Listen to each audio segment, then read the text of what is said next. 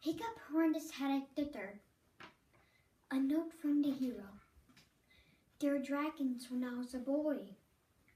There were great, grim sky dragons that nested on top of the cliff tops, like gigantic, scary birds. There were little brown sky dragons that hunted down mice and rats in organized packs.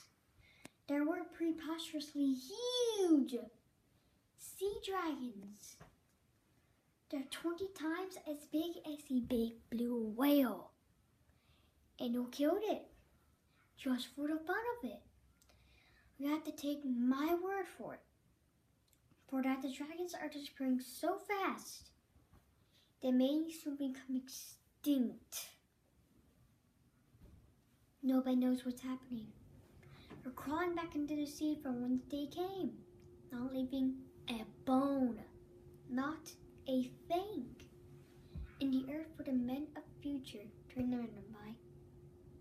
So, in order that these amazing creatures will not be forgotten, I shall tell this true story from my childhood.